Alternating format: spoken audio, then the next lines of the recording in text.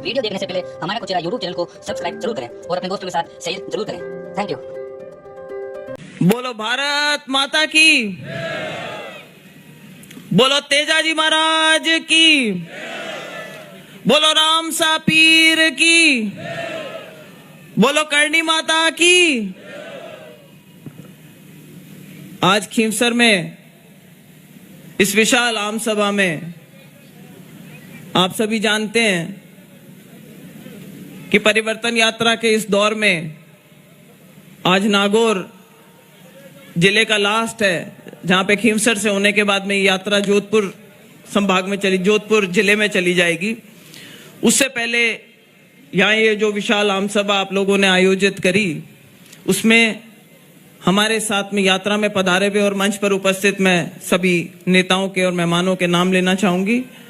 माननीय जोगेश्वर जी गर्ग साहब, हमारे यहाँ के स्थानीय आपके मंत्री भी रह चुके हैं राज्य सरकार में, गजेंद्र सिंह जी खींवसर साहब, हमारे बीच में आज विशेष अतिथि के रूप में पधारी अनीता जी बघेल साहब, जगबीर जी छाबा साहब, विजेंद्र जी पूनिया जी, मदन जी राठौड़ साहब, मोहन राम जी चौधरी साहब, नारायण जी बेड़ा हमारे बीच में अभी हाल ही में बीजेपी में वापस आए हैं। आओ सर, घर वापसी, स्वागत है आपका बीजेपी में। मैं कौन वो कहूँ घर वापसी।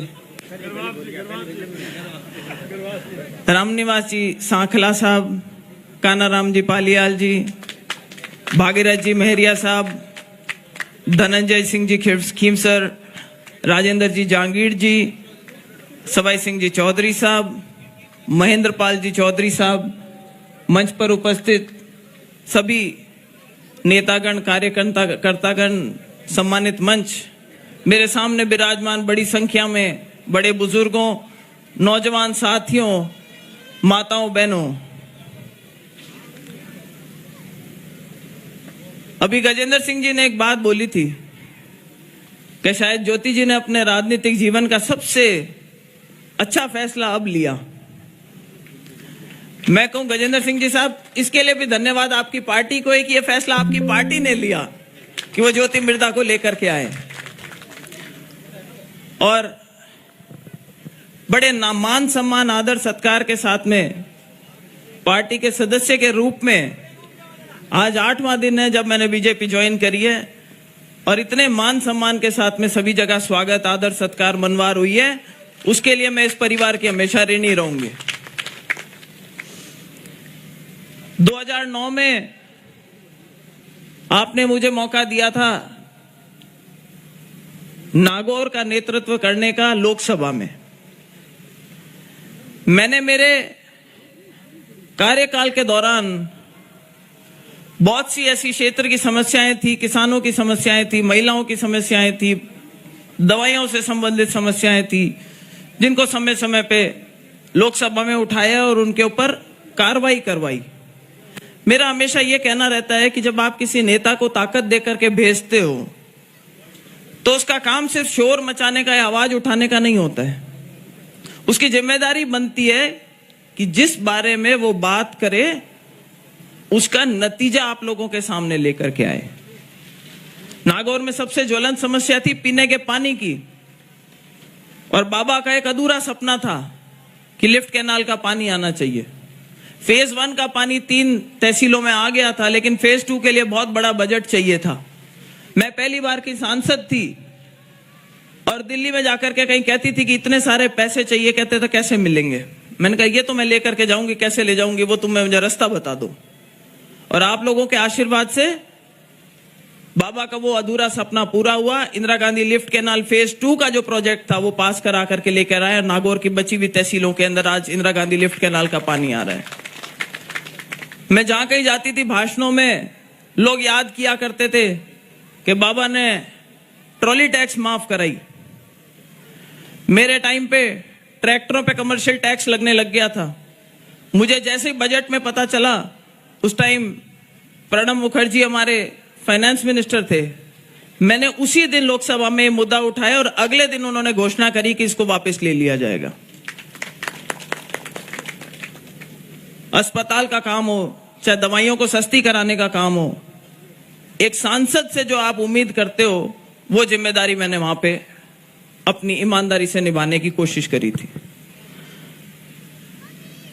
अब जो बात परिवर्तन की आप लोग सब मंच पे बैठ के कर रहे हैं, मुझे लगता है कि इस परिवर्तन की अगर सबसे ज्यादा कहीं पर 200 विधानसभाओं में जरूरत है तो वो जरूरत है खींवसर में। क्योंकि यहां कोई खींवसर के अंदर कोई जादूगर की जादूगरी का मुद्दा नहीं है। यहां हमारे, बहुत भरे मन से बोलती हूं मैं, कि हमारे समाज की दलाली टाइप की चल रही है। हमारे नेता आज भी आपके जो यहां पे विधायक हैं वो बीजेपी के साथ में मिलकर के और विधायक बने। आज जो सांसद हैं वो 24 में से बीजेपी ने एक सीट छोड़ी थी और उस पे चुनाव लड़ करके और सांसद बने। और जहां कहीं जाते हैं फड़फड़ाहट बहुत हो रही है। जब से मैंने बीजेपी ज्वाइन करी उनको लगा कि अब तो मामला भारी हो गया, तो बहुत सारे टेढ़े मेढ़े बयान दिए, जैसे वो अक्सर किया करते हैं। एक भाषण में बोले, एक टीवी इंटरव्यू में बोले क्या है ये मिर्दा, कुछ नहीं है मिर्दा, पार्टी बदल लेते हैं, इधर बदल लेते हैं, इसके दादा बदल लेते थे, इसने बदल ली, इसे परिपाटी कर दी। अरे आप जिस परिवार से आते हो, आप जिस खानदान से आते हो, रामदेव जी ने आप लोगों का प्रतिनिधित्व किया। पहला चुनाव कांग्रेस से लड़े और जीते, दूसरा चुनाव कांग्रेस अर्श से लड़े, तीसरा चुनाव लोकदल से लड़े, चौथा चुनाव जनता दल से लड़े, और पांचवा चुनाव लड़ने के लिए जब वो बीजेपी के उम्मीदवार थे उनका देहांत हो गया और वो चुनाव कैंसिल हुआ। हनुमान बेनीवाल जी जब खुद आए तो पहला चुनाव इनेलो से लड़े, उसके बाद बीजेपी से विधायक रहे, फिर निर्दलीय चुनाव लड़े। मेरे सामने जब बात करते हैं कि इतनी बार तो हरा दिया, बार बार क्या हराता रहूंगा, यही मेरा काम रह गया। भाई साहब, चुनाव तो आपने 2 लड़े हैं। 2014 में आप दलालियां खाने के लिए निर्दलीय लाए थे चुनाव, ताकि ज्योति मिर्धा के वोट बढ़ सके और कहीं ऐसा नहीं हो ज्योति मिर्धा चुनाव जीत जाए। पर आपकी तो जमानत जब्त हुई थी, तो जीते तो सीआर साहब थे उस टाइम। और रही बात 2019 में, तो वो 4 टायर जो थे ना, जो लेकर आए थे, वो सारे के सारे बीजेपी के गाड़ी के टायर थे, जिनके दम पे वो चुनाव जीत करके गए थे यहां से।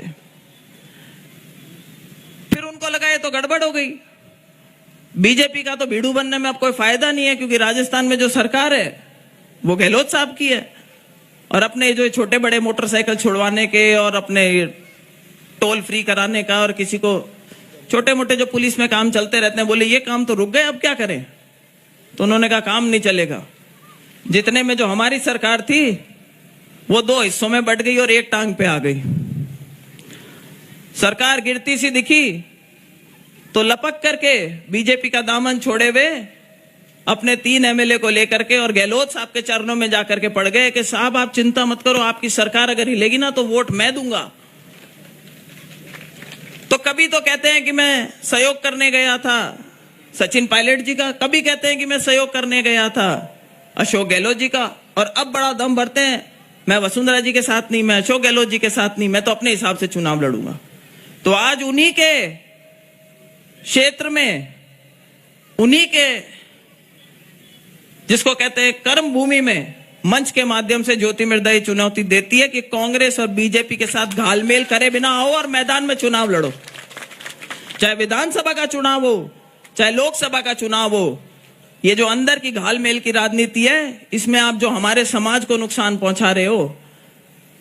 ज्योति मिर्धा, आप जानते हो जब यहां पर हरिंदर जी खड़े हुए थे, बाय इलेक्शन के टाइम पे हम चुनाव लड़ने के लिए आप लोगों के बीच में आए थे, मैंने ईमानदारी से अपना प्रयास किया था कि मेरी पार्टी जीते। उस टाइम मैं कांग्रेस में थी।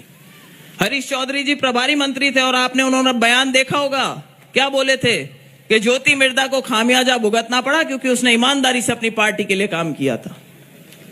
और ये खामियाजा सिर्फ मुझे ही नहीं, मैं तो बीजेपी में आ गई शायद आप लोगों की बात आगे रख सकूं। अगर आप मुझे ताकत दो, मौका दो, तो हो सकता है कि मैं आपके काम आगे करा सकूं। लेकिन सावचेत रहना है। और सावचेत क्यों रहना है? क्योंकि ऐसी रणनीति कई विधानसभा क्षेत्रों के अंदर रिपीट करने की बात चल रही है। मुझे लगता है कई ऐसे नेता हैं, विशेष तौर से हमारे समाज के नेता हैं, जो लाइन में आए हुए हैं, जहां पे दलालियां खा करके और उनको हरा करके, और जो कहते हैं ना कि भाई कोई लीडर ही मत बनने दो। आप लोगों ने देखा है कि क्या पिछले कुछ समय में लोग मुझे कहा करते थे कि भाई बीजेपी ऐसी है, बीजेपी वैसी है। मैंने बीजेपी के अंदर आकर के देखा है, खूब मान सम्मान देते हैं।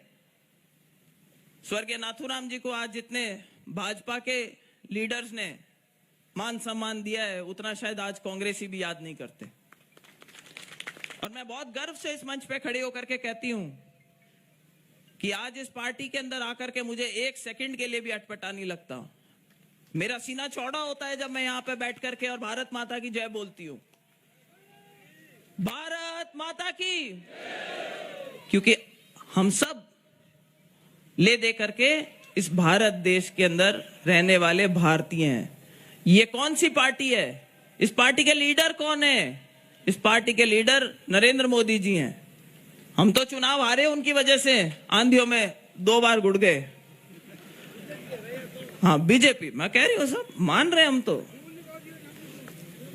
लेकिन जो साख हमारे प्रधानमंत्री जी ने भारतवर्ष की पूरी दुनिया में बढ़ाई है, कि जो हमें वीजा देने के अंदर किंतु परंतु करते थे, उन देशों के राष्ट्रपति आज आकर के और हमारे यहाँ पे बहुत आदर सत्कार के साथ में भारतीय की तरफ और भारतीयों की तरफ देखते हैं, भारत की तरफ देखते हैं। G20 का भी दिल्ली में आयोजन हुआ था, मैं दिल्ली में ही थी उस टाइम, और देखना था क्या दुनिया के कौन से देश के नेता नहीं आ रखे थे वहां पे। तो भाई अगर कहीं पे भारत का मान बढ़ता है तो भारतीय का मान भी तो बढ़ता है। हम भी तो भारतीय हैं, खीवसर में बाद में आते हैं, पर है तो पहले भारतीय। अपने देश की साख बढ़ती है तो किसको अच्छा नहीं लगता? हमें भी अच्छा लगता है। ये किंतु परंतु बातें करते हैं। कांग्रेस एक जमाने में एक अलग पार्टी हुआ करती थी, उसमें कोई दो राय नहीं, उनकी सोच अलग हुआ करती थी। आज उस पार्टी में जैसे बीजेपी में बहुत बदलाव आया है, वैसे कांग्रेस में भी बहुत बदलाव आ गया है। और मुझे लगा कि समय के साथ में इस देश के लिए अगर मुझे राष्ट्र निर्माण का कहीं काम करना है तो इस पार्टी के इस मंच से बेहतर कोई मंच नहीं मिल सकता। और मुझे ऐसा लगता है कि जब से मैंने पार्टी ज्वाइन करी है, तब से मेरे जितने कार्यकर्ताओं के, मेरे साथ रहने वाले मेरे साथियों के जितनों के फोन आए हैं, सभी ने मुझे बोला कि ज्योति तूने बहुत ही अच्छा फैसला लिया है। मैं आभार व्यक्त करना चाहती हूं मेरे सभी कार्यकर्ताओं का, और आग्रह करना चाहती हूं उनसे कि कंधे से कंधा मिला करके बीजेपी के इस नए परिवार में जिसमें मैं शामिल हुई हूं, मैं मेरा पूरा जीवन लगाऊंगी यहां पर, पूरी मेहनत के साथ में आप लोगों के लिए प्रयास करूंगी। इस पार्टी को मजबूत करने के लिए एक एक मिनट का समय हम लगाएंगे, और जब परिवर्तन आएगा तो उसका नतीजा हमें खीवसर में भी देखने को मिलेगा, उसका नतीजा हमें नागौर में भी देखने को मिलेगा, उसका नतीजा हमें राजस्थान में देखने को मिलेगा, और उसका नतीजा हमें 2024 में दिल्ली में देखने को मिलेगा। तो जब चुनाव का समय आएगा उस टाइम आकर आप लोगों से लंबी बातें करेंगे, लेकिन इस बार सावचेती रखनी है। सबसे जरूरी एक चीज ध्यान में रखनी है कि भारतीय जनता पार्टी, कई लोग हैं जो मंच पर है, जो प्रयास करते हैं कि टिकट मेले में हमें ये अंदर की जो राजनीति चलाते हैं ना, कि 2 जाट को खड़ा कर दो, फिर बीच में एक राजपूत को कह देंगे वो वोट बांट देगा बीजेपी के, और ऐसे करके हम चुनाव जीत जाएंगे। ये जो केमिस्ट्री बिठाते हैं, मुझे पता है कि अच्छी अच्छी यूनिवर्सिटियों में कोई ऐसे राजनीति नहीं सिखा सकता जितना कि राजस्थान के अंदर छोड़ो, नागौर के अंदर, और नागौर में भी खीवसर के अंदर, वो भी खीवसर में भी थड़ी का आदमी जितना राजनीति समझता है। दिल्ली में बैठ के कोई बात करके निकलते हैं ना, कहते हैं यार टाबर कटे जल में बन पानी, तो नागौर को टैंकर को पाना चाहिए कि जायो जल में नेता पैदा हुई। तो इस बार हमें ये सजग रहना है, और पार्टी की टिकट लेकर के जो भी हमारे बीच में कैंडिडेट आता है, हम लोगों को पूरा प्रयास करना चाहिए कि ये जो एक क्षेत्रीय दल बना करके जो हमारे, विशेष तौर से हमारे समाज के साथ में जो दलालियां करी जा रही है, जो हमारे युवाओं को बिगाड़ा जा रहा है, जो अवैध धंधों में उनको फंसा करके और उनके रास्ते गलत रास्ते पे उनको चढ़ाया जा रहा है, इस सब के लिए एक रोकथाम हो सके और हमारा जो समाज है वो भी आगे बढ़ सके, मिलजुल के सबके साथ आगे बढ़ सके। आज आपने देखा हमारे बीच में पीर साहब, बड़े पीर साहब ने भी आज बीजेपी ज्वाइन करी। ये एक और उदाहरण है, कांग्रेस के ही एक घटक दल, इंडिया के जो घटक दल थे, साउथ के हैं शायद, पता नहीं समझते कम है, क्या कहते हैं सनातन धर्म को खत्म करेंगे, वो क्या एड्स है, कैंसर है और पता नहीं क्या क्या बता दिया, डेंगू मलेरिया है, इसके वैक्सीन बनाओ।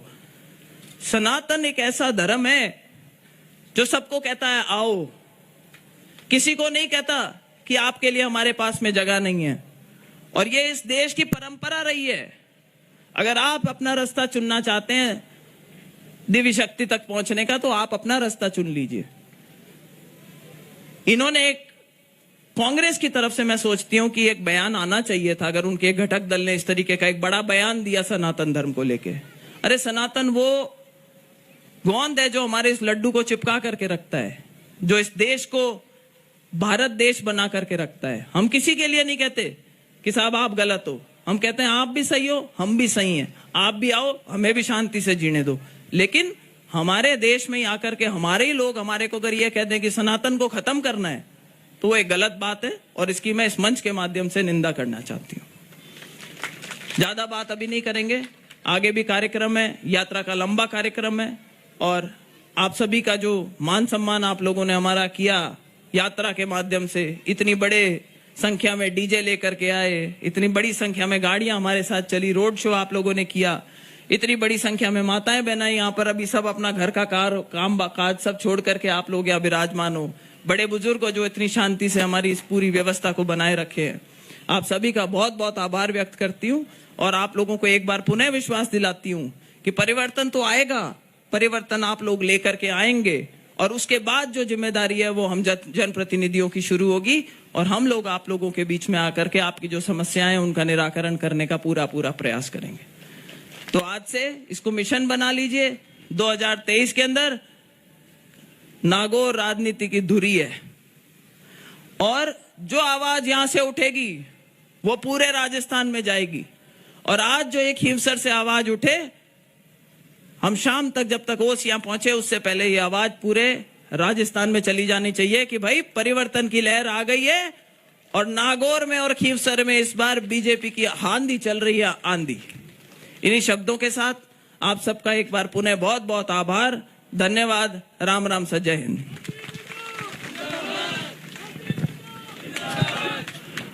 एक बार बहन ज्योति जी मिर्जा के लिए दोनों हाथ ऊपर उठा करके तालियों से स्वागत।